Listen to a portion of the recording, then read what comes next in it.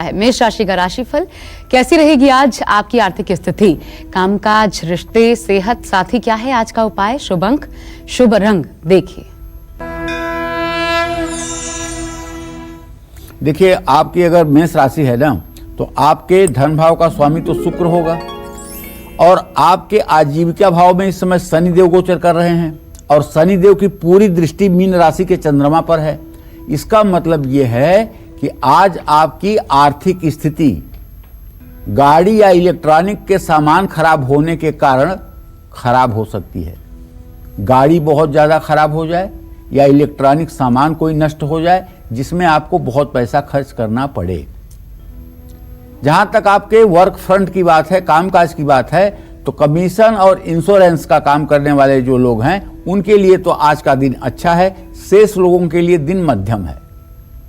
और आपके रिश्तों के बारे में अगर हम देखें तो ग्रह स्थिति ये कहती है द्वितीय भाव को देखकर कि घर की स्थिति के कारण पति पत्नी में कलह हो सकता है और ये कलह सिर्फ किसी चीज को अभाव को लेकर के ही हो सकता है।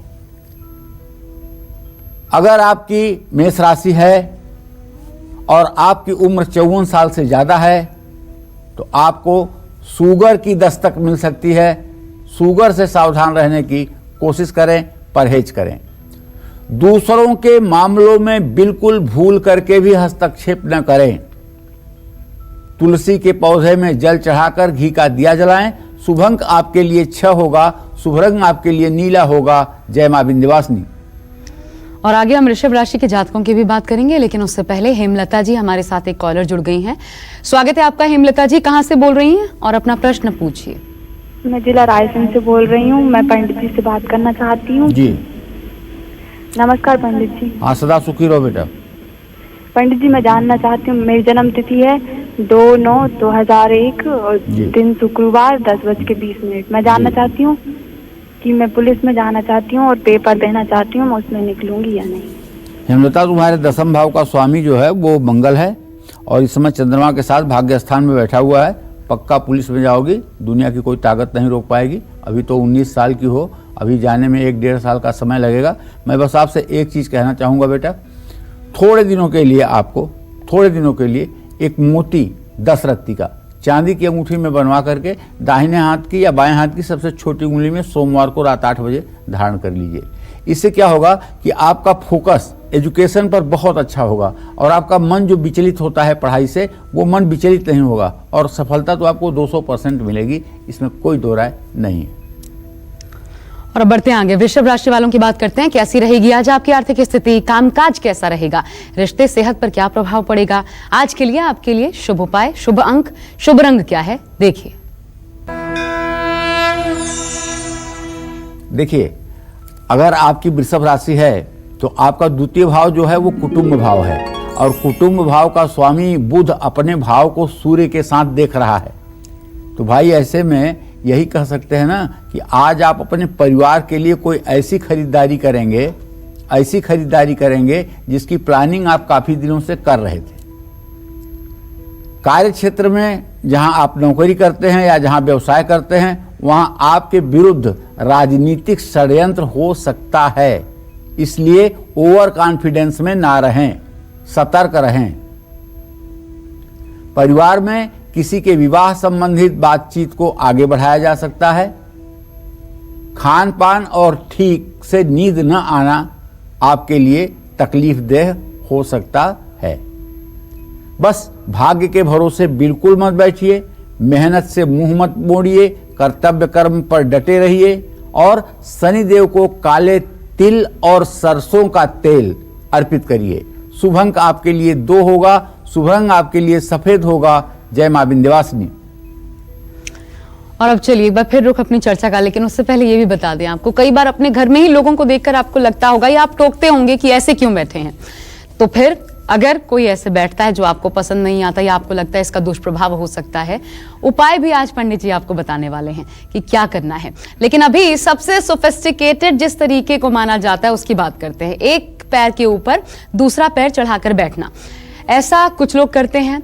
ऐसे लोग किस नेचर के होते हैं ये जानने की कोशिश करते हैं पंडित जी। सबसे सोफिस्टिकेटेड है, ज्यादातर महिलाएं तो ऐसे ही बैठती हैं, ज्यादातर पुरुष भी ऐसे बैठते हैं, एक पैर पे दूसरा पैर चढ़ा करके कैंची की तरह और बैठते हैं। जी। जो लोग टांगों को क्रॉस करके बैठते हैं वो पॉजिटिव सोच वाले होते हैं, इसमें कोई दो राय नहीं।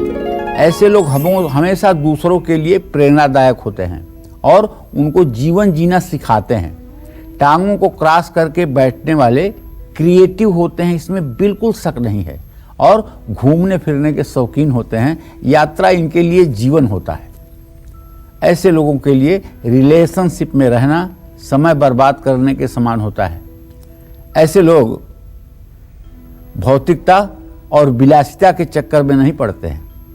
ये वीर पुरुष हैं, ये अपने लक्ष्य के लिए हर समय तत्पर रहते हैं, और इन्हें भोजन मिले या न मिले, विश्राम मिले या न मिले, ये अपने कार्य को एक सेकंड के लिए नहीं छोड़ते हैं। और सच मानिए तो ऐसी महिलाएं और ऐसे पुरुष अपने उत्तरदायित्व को किसी के ऊपर थोपते नहीं हैं, बल्कि ये अपने जिम्मेदारियों को खुद पूरा करने का भरसक प्रयास करते हैं।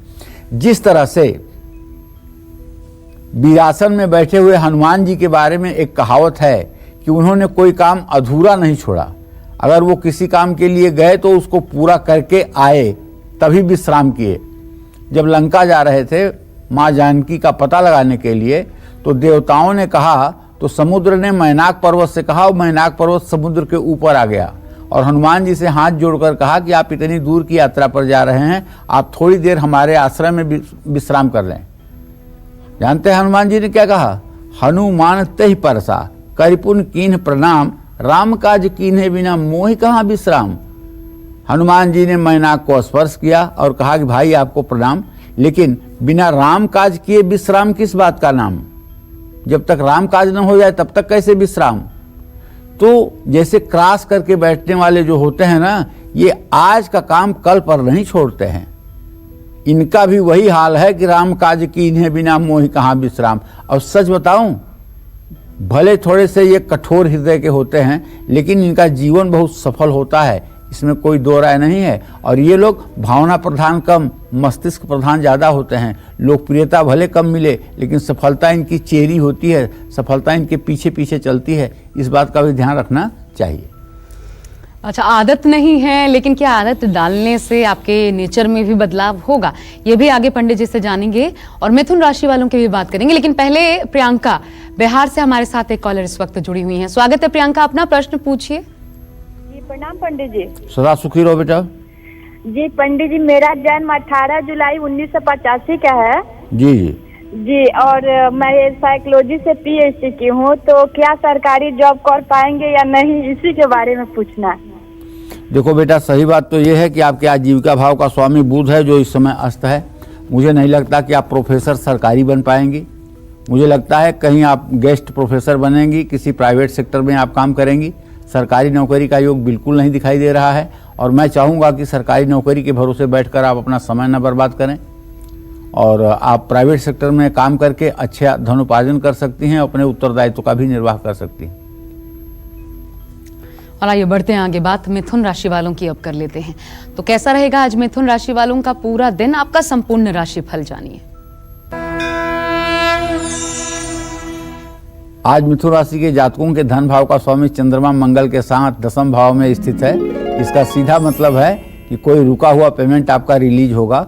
कहीं आपने काम किया है, उसका पेमेंट आपको नहीं मिला है ज़्यादा दिनों से, तो आज आपको पेमेंट मिलने की पूरी संभावना बनी हुई है। और यदि आप मिथुन राशि के जातक हैं और विद्यार्थी भी हैं, तो मैं आपसे यही कहना चाहूँगा कि पढ़ाई पर आप ध्यान दीजिए और कोई महत्वपूर्ण फैसला आज मत लीजिए। नमस्कार, मैं हूं मानक गुप्ता। अगर आपको हमारा ये वीडियो पसंद आया हो तो इसे लाइक और शेयर जरूर करें, और हाँ, हमें सब्सक्राइब और फॉलो करना ना भूलें, ताकि आप देश और दुनिया की कोई खबर मिस ना करें। चाहे कोई ब्रेकिंग न्यूज हो या कोरोना वायरस से जुड़ी कोई भी अपडेट, पॉलिटिक्स हो या आपकी जेब से जुड़ी कोई खबर, इलेक्शन की कोई न्यूज हो, कोई कंट्रोवर्सी हो या फिर कोई वायरल वीडियो, सब कुछ मिलेगा न्यूज़ 24 पर। तो जुड़े रहिए हमारे साथ और देखते रहिए न्यूज़ 24।